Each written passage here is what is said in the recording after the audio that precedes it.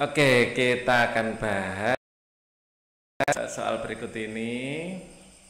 Ya, dari gambar di bawah ini yang inversnya bukan fungsi. Nah, fungsi itu apa? Nah, fungsi ini kita disebut fungsi itu maksudnya di sini fungsi satu-satu. Jadi intinya tidak boleh satu nilai x ya, satu nilai x memiliki dua nilai y. Ya, seperti kayak lingkaran itu dianggap bukan fungsi. Ya. Nah, tapi ini inversnya. Ini fungsi, setiap satu x di sini punya satu y. Satu x punya satu y. Ya. Ini inversnya misalnya y sama dengan x, inversnya ya sama, y x sama dengan y ya. Ini sama, inversnya dan fungsi aslinya sama. Ya, tapi ini bukan y sama dengan x ya. Kalau seperti gradiennya negatif ya. Ini adalah y sama dengan min x ya ditambah berapa lah, ditambah c, seperti itu. Inversnya ya kurang lebih sama ya.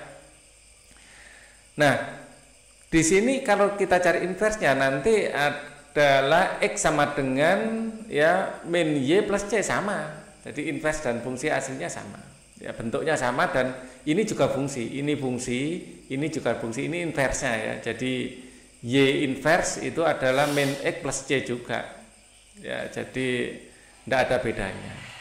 Nah, yang lain ini adalah fungsi eksponen yang jelas, misalnya fx sama dengan a pangkat x, dan ini ada inversnya ya dalam bentuk logaritma ya, log fx sama dengan x log a ya, maka x sama dengan log fx dibagi log a ya, maka x sama dengan a log fx ya. Ini fungsi juga yang ini jelas, ini fungsi, ini juga fungsi ya, seperti ini fungsi. Nah, yang beda itu ini, kenapa b ini jadi jawaban? Fungsi seperti ini nanti inversnya akan menjadi seperti ini ya. Ini adalah misalnya y sama dengan contohnya adalah x kuadrat ya, bentuk seperti ini. Y sama dengan x kuadrat sebenarnya gini sih ya, tapi inversnya ya nanti akan menjadi x sama dengan akar y ya, jadi y inversnya nanti akan seperti ini. Nah, nah ini satu nilai x punya dua nilai. Nah, punya dua nilai di atas dan bawah. Di sini juga punya dua nilai.